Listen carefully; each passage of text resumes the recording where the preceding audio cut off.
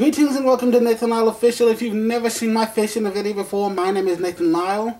This is my personal channel where I do vlogs, reviews, and anything else that happens to catch my fancy. This week, a couple days ago, Trisha Hershberger did a Naked Truth with Mark Garrett. They talked about a lot of the ups and downs of 2020, and I just felt like I should do something like that.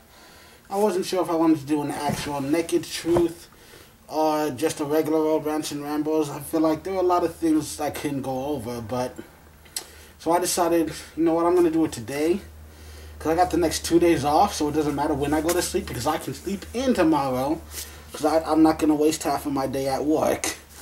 I can afford to waste half my day just to sleep, because I got all night to make up for the stuff I didn't do.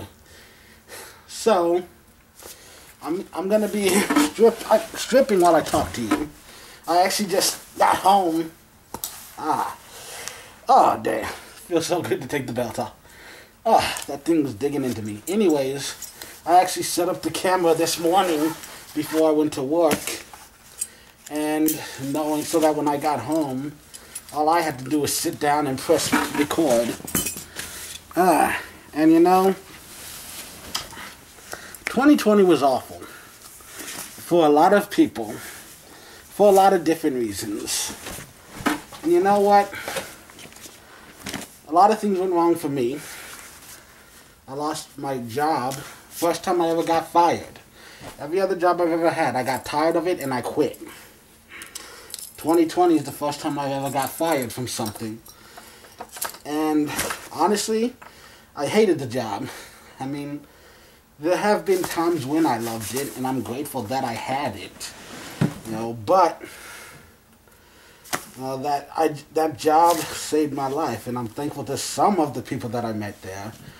But you know, I worked there for 6 years, and honestly, for the last 3 years, there was a small part of me just hoping I could get fired someday, so I had an excuse not to come back anymore, because I really was getting tired of that place. And then, so yeah, the fact I wasn't upset that I got fired. I was shocked about why, and really angry about how it happened. Felt like they could have handled things better on their end, but whatever. I feel like getting fired ends up being a blessing in disguise, because I got a better job. I mean, same pay, same neighborhood, but a lot less demanding physically, and you know, I feel like it's less draining emotionally. Yeah, and I've never once felt like they expected more of me than I could actually give them, and so, you know, it's easier, though it's not necessarily easy, but you know, I've never once wondered if I was actually physically capable of pulling it off, because there are times when I knew, like, I just didn't want to go to work at my last job, because, like, you know, I already came home tired, and then on top of that, I know what we're expecting today, and I just don't know if my body can handle that. I've never once felt that way here. At this new job, I know I can handle it, and never once have I been made to feel like my screw up was like the end of the world. And not like my last job went out of their way to make me feel bad and chastise me, but you know, it did sometimes feel like that. Like every mistake I made was the end of it all. And it's at this place, everyone's got such an attitude. It's like, you know, I hardly ever get lectured at this place about what we do and why. I mean, there were a few when you first got there, this typical stuff that everyone always tells you, but you know, just overall, I can honestly say, like, I've never once felt like I couldn't do the job. I never once felt like I couldn't handle it. It was just a matter of getting used to it, because this is not an environment that, you know, I'm comfortable with. But yeah, like I said, it was more, I wasn't sure if it was the right fit for me, but I never once doubted if I was capable of pulling it off. And then, you know, I got a news alert on my phone. Apparently, the House passed a bill. We could be getting new stimulus checks. Don't know. I mean, who knows how that's actually going to turn out long term, but we'll see. Life keeps ticking, you know? Some of us. Because in 2020, I lost my grandfather. And it made me really sad. And we're seeing people dying every day. And honestly, it's really hard. There are a lot of people I just want to punch in the face. Because all over the world, all across America, you know, and a lot of people here at home in San Antonio, they're losing loved ones. You know, they're losing brothers and sisters, husbands and wives, mothers and fathers, you know, their sons and daughters. You know, people are losing their friends and family, and there are still people who don't want to take it seriously.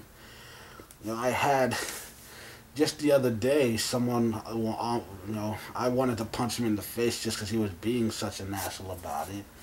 You know, we just kindly asked him to put on a mask, and he just immediately starts cussing us out. And I'm like, bro, it's one thing if you don't want to wear it, but, you know, you can't try to push your beliefs on everyone else. Especially since it's like, literally, we've had the state of Texas make mandates saying that we should do this, and it's been the store's mandate for the whole damn time. This is not news. You should be used to this by now. And you're sitting there acting like we're the villains because we're just doing our jobs and enforcing the rules. Whatever. Anyways. But yeah, there are too many people dying for there to still be so many people who don't take this seriously. We have over 300,000 people dead, and 400,000 does not only seem like it's within reach, it seems like an inevitability at this point that we're going to hit that number. It's not a matter of if, it's about when. You know, World War II only killed 400,000 people, and yet COVID's about to reach that number. World War II was the second bloodiest war in American history. And by bloodiest, I mean like it cost the most lives. World War II, 400,000 Americans died. And so far, COVID could actually surpass that. Thankfully, it's not going to get to Civil War numbers, because that shit was atrocious, but like, it shouldn't even be this high. Because I remember being told, like, before all of this shit even happened, when it was still just new, we were told that 200,000 deaths could be a worst case scenario if we do nothing. That if we do nothing, 200,000 was the worst case scenario. We're at 300,000 deaths and still climbing. How did we do worse than nothing? How is that even possible?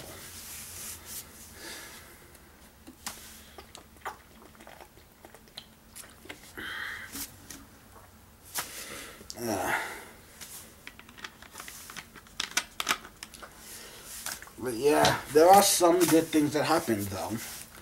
Because I spent 4 months where I barely left my apartment at all. You know, it's like go outside to throw out the trash, that's it. And a lot of people, the quarantine drove them crazy, but for me, it was heaven. It was heaven, especially when we got that stimulus check, because like, hey, I'm literally being paid to sit on my ass and watch anime. That's great. You know, because like, for 4 months, I barely left my house, and honestly, those are the best 4 months I've had in a long ass time. You know, when you never go on a vacation, you're grateful to finally have one. You know, and like I said, getting fired ended up probably being a good thing, because suddenly I go from, you know, not wondering from slowly bleeding money out of my bank account, wondering, when I'll go back to work, if ever, to like now. Oh, I had 2 months, to go look for work before. I mean, I had more than 2 months. It only took me 2 months, but like, yeah, I now had incentive to look for a new job before the bank account completely ran dry. But yeah, in those 4 months between March, when restaurants were shut down and I stopped going to work, till the end of July, when I finally got back, when I finally got a new job, started working again. In between those months, I got to do a lot of things I've been putting off for one reason or another. Got back into video games, playing a lot more Madden again, and watched a lot of anime, a lot of movies that I've been putting off, watched a lot of TV shows, caught up on some old ones, checked out some new ones, and then outside of anime, same thing. Watched a lot of really old movies like stuff from my childhood that I just straight up skipped, never looked at. A lot of recent stuff that I hadn't really bothered with, because just, a lot of TV shows that I used to love that I just haven't been paying attention to in the past few years. I was grateful for the free time. And also I ended up writing a bunch. I wrote 2 short stories, 10,000 words each. And I wrote my first ever novel. It's a 40,000 word coming of age romantic drama. But you know what? Like, just knowing that I can. Like, I was scared I was scared because I didn't know if I'd ever be good enough to be a writer. And honestly, I'm not a great writer. I'm not. And I keep telling people I'm not a writer. I'm a storyteller who learned to write so he could share the stories that he makes. But I'm not a writer, and in my opinion, I'll never be a writer because I'm not passionate about the writing itself. I only care about the story and everything. I love, the fun part for me is just imagining it in my head, creating it. Everything after that is just work. The rough draft is the fun part. But yeah, knowing that I can do it, and also I had time to set a schedule and plan out my next 10 projects. So even though comic books are on hold indefinitely and not publishing one in 2021, I have a couple of short stories in the bank ready to go. So might be pushing one of those out next summer. We'll see. Well, we'll see what my bank account looks like. It's gotten better. It's looking a hell of a lot better than it did in July.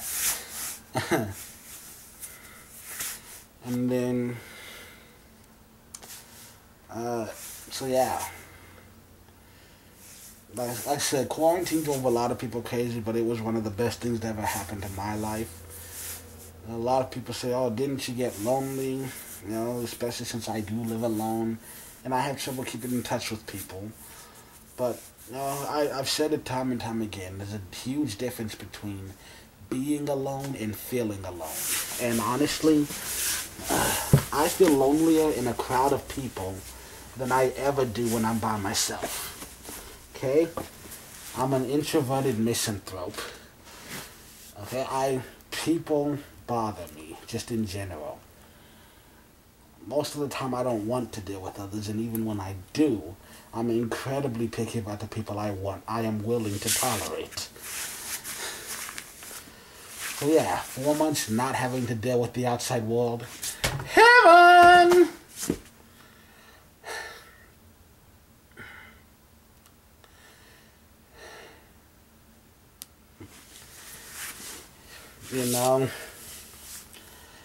I don't believe in God. There are times when I want to. Because there are times when I'm like, if this is your plan, then fuck you and your motherfucking plan. Fuck all your bullshit. I am done with you. Your plan sucks ass. Like, your entire plan is just for me to spend my whole life suffering. Fuck your plan and fuck you. And then there are times when I look at my life and I realize that even though things aren't perfect now, I mean, there are times when something bad led to something positive. Something that might never have happened if the bad thing hadn't happened first. Like, let's be honest. If I'd gone on a single date in middle school, or high school actually, either one really. If I'd gone on a single date in my life, I'm 30 years old, still haven't been on a date. And if I ever had been, I'd never have written a single song. And if I never wrote a song, never would have written any books, TV shows, movies, any of the shit that I got. You know, the comics books that I have. I wouldn't have had the free time to do that if I was spending time with a girl. So right now I'm kind of down the middle. I'm torn between there is no God, life is all just random circumstances, and we just make the best of what we can, and some people just get the short end of the stick, which, that's what I've believed for so long, and it's what I want to keep believing because it makes it hurt a little bit less to believe that. But at the same time, I want to hope that maybe there is a God and that maybe there could be some plan to all of this, because if that is the case, then there's going to be a huge fucking payoff someday.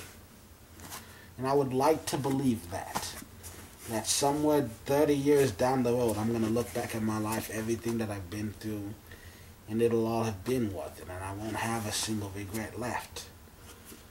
Because I achieved everything. I got it all. I'd like to believe that. Right now, I'm like 53% no God, 47% life might have some sort of purpose someday, eventually.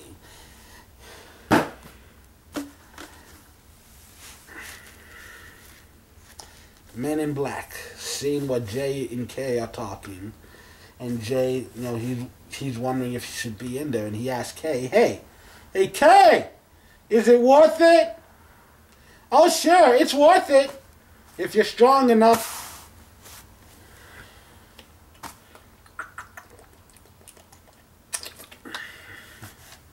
It's pretty much just life in a nutshell, isn't it? It's worth it if you're strong enough. And so,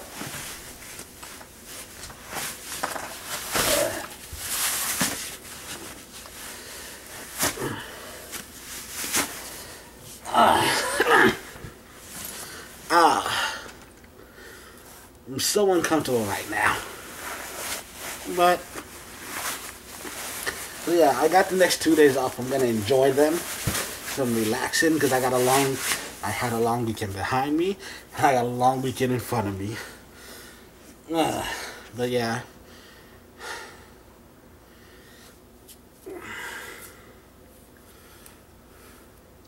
I'm going to leave you with a couple pieces of advice. Well, not advice necessarily, but a few things that have been on my mind this week. First of all, do you believe in spirit animals? I know a lot of people will hear that word and they're like, isn't that some bullshit that some white teenage girl in California came up with or whatever? But there's actually a lot of very ancient beliefs, like with the Native Americans. They believed that the spirits existed all around us, and that they existed in the trees, in the air, and that a lot of times animals would be their guides to help them make their way through life. And that's the one I choose to believe in. That I can't explain it as well, but that's what I choose to believe in. So I do have a spirit animal, following the belief that it is the embodiment of who you are or who you strive to be. Maybe a little bit of both. In my case, that's what it is. My spirit animal is the blue whale. Why? Because it is the hugest animal on Earth. It's like 100 feet long, okay? It is an incredibly rare animal. It lives in the deepest, darkest oceans. Very few human beings will ever see it face to face. And if you do, you'll never actually see the entire thing, okay? Its body is fucking huge. Its sonar is strong enough to break a human's bones, honestly. And, you know, it's just, it from, I think, 1868 to 1978, there were like 400,000 of them killed. And as of right now, there's estimated to be about 10 to 20,000 of them alive on Earth. And that's it. Now, from the very beginning, as soon as we knew that whales existed, humans hated them. You know, there was a lot of war. There was some animosity. That's why, you know, the monstro in Pinocchio is a whale. That's why Moby Dick, the villain, is a whale. It's because humans are just animals, and animals have this instinct that, oh, if it's bigger than us, it can probably kill us, and if it's capable of killing us, then that means it's dangerous. We should, you know, be afraid of it. And when humans are afraid, sometimes they run away, but unfortunately, a lot of times they tend to lash out in anger at the things they're afraid of. Whales were a very misunderstood creature for a very long time. And the main reason why the blue whale is my spirit animal is because it's 440 pounds, okay? That's the size of a whale's heart. Its heart alone is 440 pounds. Okay? That is the largest heart on the planet. That's why it's my spirit animal. Because I think I was a kind person when I was a kid. But life beat the kindness out of me. You know, I was like... It's like the Grinch, but in reverse, okay? My heart shrunk 3 sizes. No, it's like when you beat your meat to tenderize it, you know, but, you know, instead of getting softer, my heart hardened, and as it was slowly shrunk and formed into this iron ball. I think I used to be a kind person, and I would like to be a kind person again. At least kinder than I used to be. I mean, I don't want to be a pushover, but, you know, I want to believe in kindness again. And the second thing I'll point out to you is that 1985 by Bowling for Soup, one of my favorite groups in high school. I remember listening to that song and thinking it was hilarious because, yeah, old people always think that they're still young. Honestly, like, I loved the song because it made fun of old people. And now, 15 years later, I listen to that song and reminisce about the good old days when hip-hop was actually worth listening to. You know, when I actually liked the stuff on the radio. Because kids these days don't know what real music is. And now I realize, god damn it. That's me. Like, I'm the old man now. And I'm still preoccupied with 1999.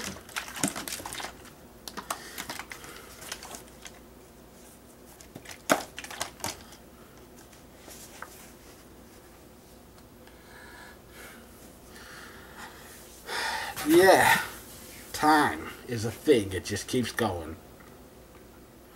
Anyways, I'm just about done here. I just want to leave you with one thing. I'm probably not going to make another video in 2020. So I'm just going to say good luck, good night, good luck, stay safe, stay apart, wear your fucking mask. Damn it. It's literally the least you can do, and you can save lives. You can save your own life or the lives of people you love. Do it, damn it.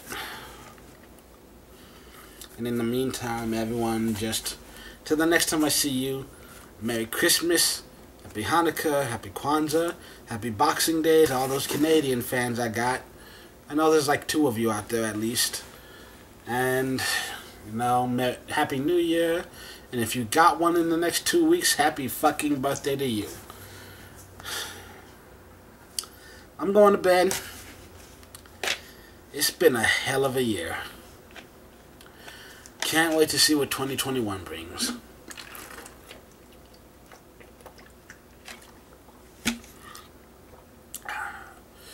Good night, everybody.